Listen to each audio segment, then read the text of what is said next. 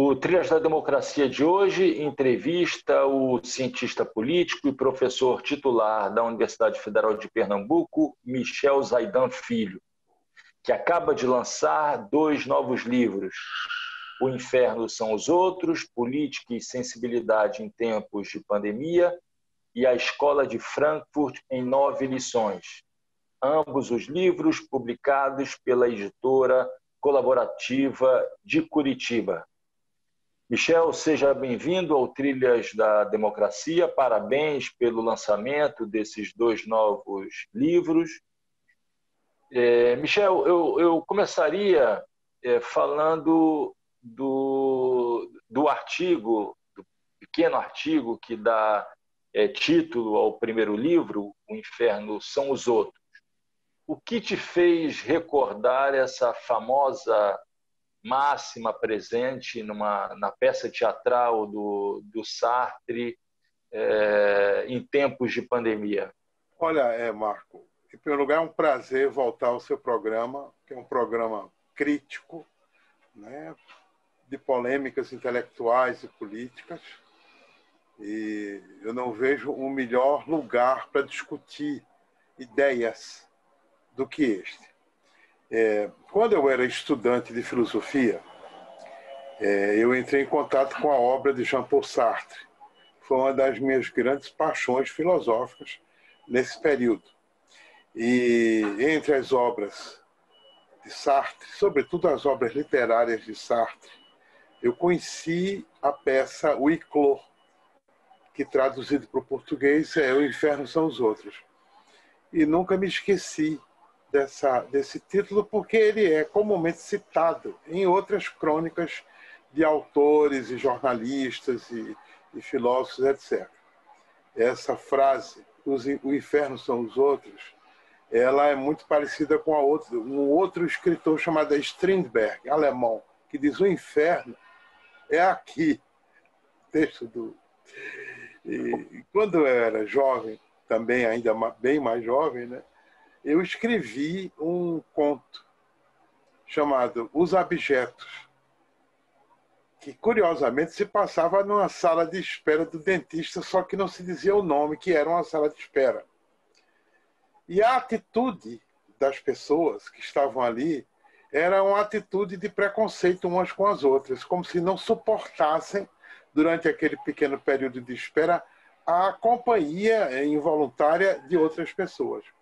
Ora, a isso eu somei uma expressão de um bispo inglês chamado George Berkeley, que é autor do solipsismo na história da filosofia moderna. Então eu juntei a frase de Sartre com a frase do Berkeley e cheguei à conclusão que a melhor maneira de definir esses tempos de pandemia é através do chamado solipsismo social, não é? E desse preconceito em relação ao outro. De uma hora para outra, a convivência humana, inclusive familiar, tornou-se uma coisa indesejável. Não, dentro de casa, no trabalho, na rua, na igreja, no lazer, em todo canto. De uma hora para outra, não é? O ideal da convivência, né, do estreitamento, da união, da aproximação, do vínculo, tornou-se uma coisa abjeta, uma coisa detestada, uma coisa perigosa, né? E aí eu fui somando essa discussão do solipsismo social à sociabilidade produzida pela sociedade pós-moderna, a chamada sociedade do simulacro, no sentido de que cada vez mais as pessoas estavam abandonando o convívio social por uma experiência de simulação da comunicação, ou da vida social, ou da vida em comum. Não é? A pós-modernidade produziu muitos textos sobre essa questão do solipsismo e da dificuldade de comunicação entre as pessoas. Lembra aqui um filme chamado Tudo é Vermelho, daquele, acho que é polonês, se não me engano. A liberdade é vermelha. ou é A Fraternidade é Vermelha, eu acho, que tematiza exatamente esse problema da incomunicabilidade. Mas diga, você ia fazer alguma pergunta?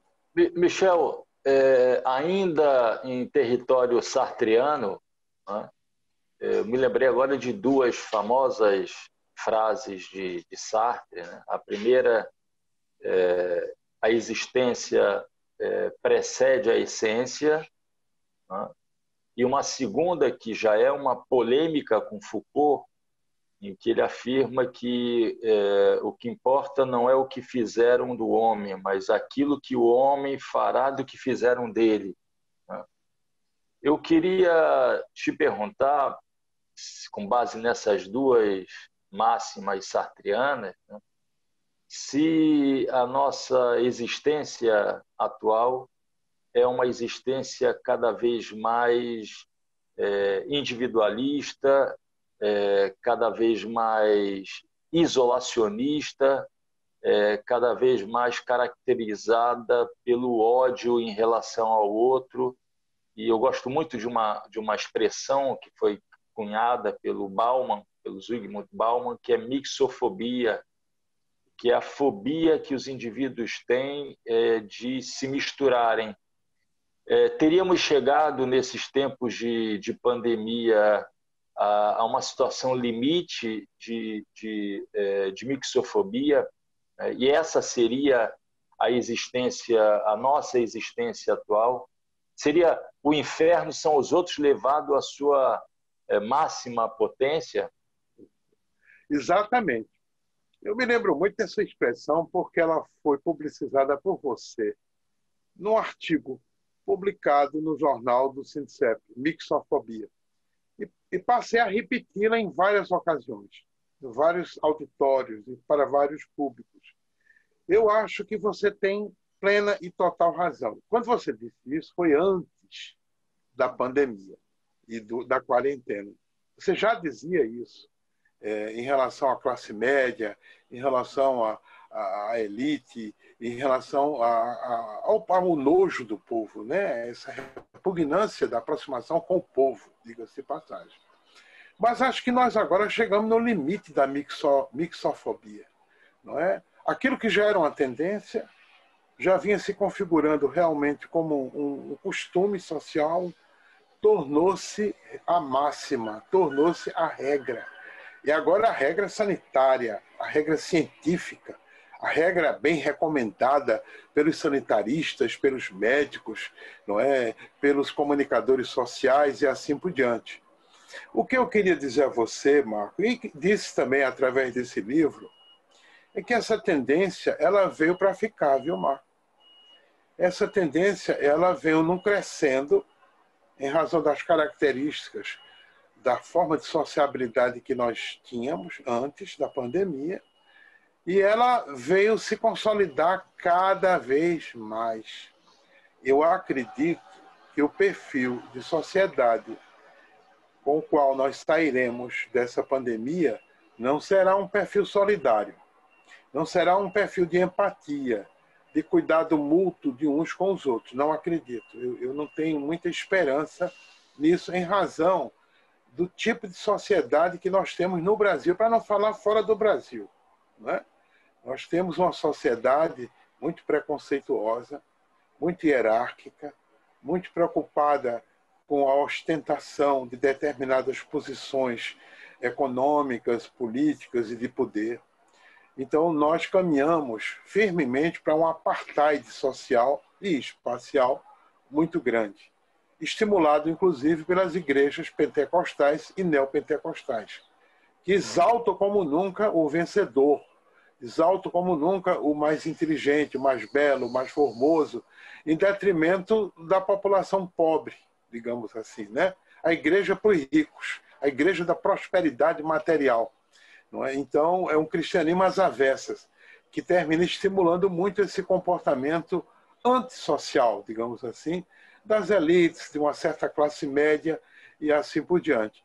Há também a questão do American Way Life, que funciona como um farol que vai influenciando parte da sociedade no sentido do americanismo, não no sentido gramsciano do americanismo, mas não, no pior sentido do americanismo, que é a cópia daquela forma de sociabilidade consumista, exibicionista, ostentatória e individualista que nós temos nos Estados Unidos da América do Norte. Michel, uma coisa que me chama a atenção é que todos nós sabemos que são os sujeitos historicamente mais fragilizados, aqueles que mais sofrem nos períodos de crise, né? E durante essa pandemia despontou um certo sentimento de aversão ao idoso, né? Um certo sentimento de que são os idosos o grupo de risco maior, né? Mas que eles teriam chegado ao seu limite, né? O seu limite natural de vida, né? E cada vez mais eu percebo isso depois das medidas de relaxamento, né? No pós-quarentena, como os jovens voltaram a viver, né? A juventude dourada, né? Lota as praias, fazem as suas festas, né? Como se os idosos não existissem mais, né? E é praticamente certo que no retorno à casa desses jovens haverá sempre pelo menos um idoso, né? Você percebe isso, de que os idosos saem dessa pandemia ainda mais tratados como um dejeto da vida social? Marco, há pelo menos um ou dois artigos que discutem essa questão. Um deles chama-se O Ódio à Senectude. E há também o artigo sobre a barbárie brasileira. Se há um aspecto revoltante, desumano, né? Indigno, digamos assim, desse período da quarentena e da pandemia, é exatamente o fato de que há grupos que são supérfluos, grupos que são perfeitamente descartáveis, que não precisam continuar a viver. E, sobretudo, porque tem um custo. Há um custo previdenciário, sanitário, de saúde, etc., para esses grupos.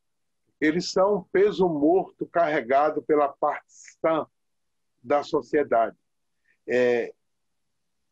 Diante desse quadro, desse diagnóstico que você, inclusive, fez, eu me lembrei, e esses ensaios estão citados no livro, o artigo de Luciano Oliveira, Neomiséria e Neofascismo. Esse é um artigo escrito nos anos 80, muito feliz, esse artigo, baseado na Hannah Arendt, quando trata dos judeus, dizendo que os judeus foram tornados um povo sem lugar no mundo pelos fascistas e nazistas e que, portanto, devem ser eliminados. Eles não têm mais função na história nenhuma, né? E o Luciano traz essa consideração genocida para o caso da sociedade brasileira nos anos 80, dizendo que no Brasil já havia realmente um grupo de pessoas que poderia ser enquadrada dentro dessa perspectiva neofascista como neomiseráveis, miseráveis que não servem sequer para justificar a caridade humana, né? Portanto, eles devem ser realmente eliminados.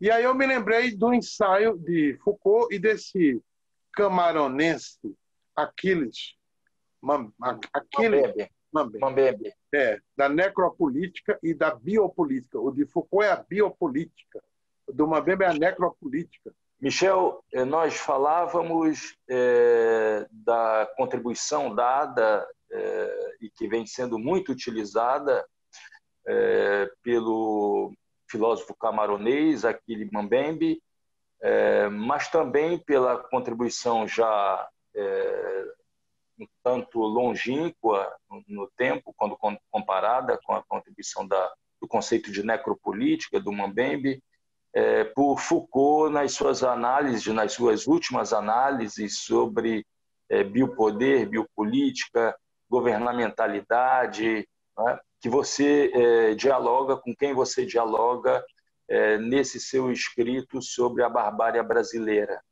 né? O que esses conceitos nos ajudam a entender, para além da obra do artigo do Luciano Oliveira, que você citou, o que nos ajudam a entender a atual situação pela qual passa o país? Marco, a minha convicção é que nós lidamos hoje com um ultraliberalismo. Não é um neo, não, é um ultraliberalismo, que se assemelha muito a uma espécie de darwinismo social, no sentido de que alguns ou muitos, né, terão que morrer, terão que desaparecer, vão desaparecer. E não há por que a sociedade se preocupar com essa lei natural, essa inevitabilidade da própria natureza, não é? Biográfica e biológica dos indivíduos. A sociedade, numa perspectiva como essa, ela tem que se livrar efetivamente dessa carga morta de pessoas que nem merecem mais viver. Elas devem realmente se deixar morrer, como diz o Foucault, deixar morrer. A biopolítica não é outra coisa. É uma forma de governamentalidade que condena esses grupos a morrerem, que não vão se preocupar nem um pouco em evitar a sua morte ou mesmo a dificultá-la. A palavra de ordem é deixar morrer e deixar viver naturalmente aqueles que se consideram a parte sã, boa, produtiva, consumidora da sociedade. Essa política tem muito da necropolítica do Mambembe também, porque não se trata mais de uma condenação explícita de parte do governo de quem deve merecer ou não assistência social. É algo que se dilui através das medidas sanitárias, das medidas previdenciárias, não é? Das medidas ligadas à moradia, a transporte, à renda e assim por diante. Ou seja, através dessas medidas tomadas, é para se deixar morrer mesmo esse imenso contingente social julgado como sendo supérfluo, como sendo que não tem nenhuma função mais na sociedade. É cruel isso. Quando se diz assim, é extremamente cruel, mas é verdade. Michel, quando a gente chega a um limite de um repórter que você cita também no mesmo artigo, defendendo a criação de campos de concentração onde seriam alojados, né, os infectados pela Covid-19, é sinal de que realmente a palavra não tem mais limites, né?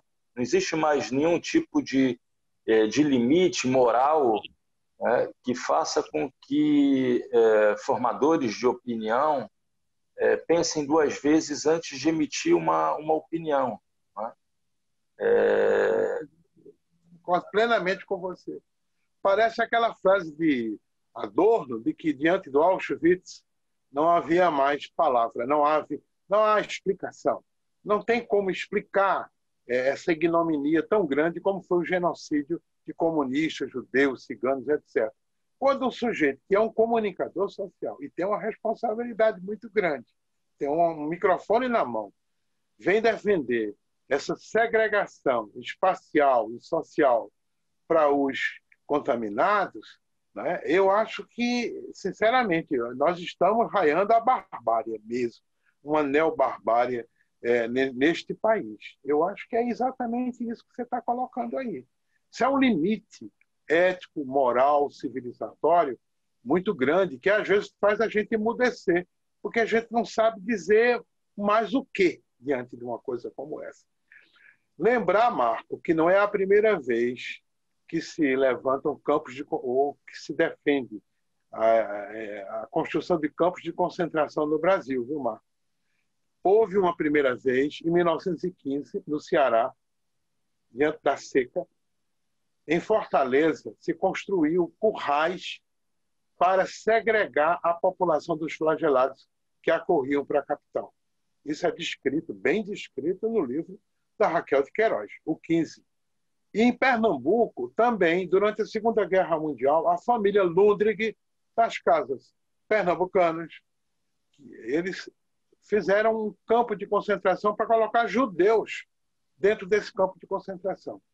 Eu fico me perguntando se essa tendência segregacionista ela é uma coisa atávica dentro da cultura brasileira.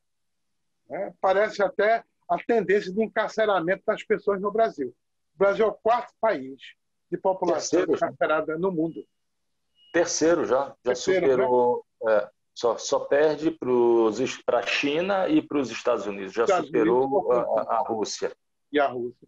Então, por aí você tira. Me parece que talvez essa tendência, né, de concentração, né, de determinados grupos sociais, ela não é uma coisa assim tão errática, episódica, não, viu? Olha, cada vez eu me surpreendo mais com o nosso país, com a nossa gente. Eu achava que era um pouco melhor, sabe? Achava que era um pouco mais solidária. E eu estou descobrindo que eu estava errado, realmente errado. No início da pandemia, foi feito um número razoável de análises, né, que previam a tendência de que o pós-pandemia haveria mais solidariedade entre os indivíduos, mais solidariedade entre os países, né? Sairíamos mais fortalecidos com o nosso sentimento de empatia, mas me parece que essa tendência dessas análises foram sendo superadas por esse sentimento que você expressa em boa parte no livro, né? No Inferno são os Outros, de recrudescimento do individualismo, né? Da tendência de tratar o outro e um outro muito bem particularizado, né? Quer dizer, um outro que é constituído por idosos, por jovens negros de favelas, né, que moram nas periferias, nossos índios, né, os quilombolas, né? Ou seja, é como se a pandemia ela tivesse radicalizado e não amenizado a perseguição a esses sujeitos fragilizados da nossa sociedade. Não te parece isso? É como um sentimento latente que dorme, que está guardado em razão de políticas sociais inclusivas, multiculturais, destinadas à minoria, etc. E de uma hora para outra, isso salta, né? Exatamente durante um governo que é um genocida, né? Um governo que não alimenta nenhum tipo de empatia com o sofrimento das pessoas. Nenhum tipo de empatia. Parece que o ambiente ajudou muito que esses sentimentos guardados pudessem pular e se assumir publicamente, né? O feio, o ruim, o doente é o pobre, é o sujo, é o doente, é o necessitado, é o velho, não é? É o indígena, é o quilombola, né? É o homossexual. Essas pessoas, elas são pessoas que devem ser realmente evitadas. A gente tem que guardar distância dessas pessoas.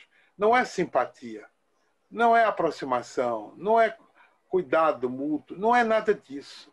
É realmente distância, uma distância social carregada de muitos preconceitos, diga-se de passagem, né?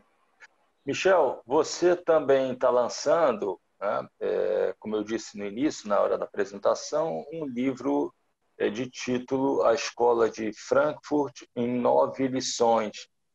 E a Escola de Frankfurt, principalmente no pós-Segunda Guerra Mundial, principalmente a partir de um texto que foi traduzido em português de várias maneiras, ou a dialética do esclarecimento, a dialética do iluminismo, o conceito de iluminismo do Adorno e do Horkheimer, trazem uma visão muito pessimista da história.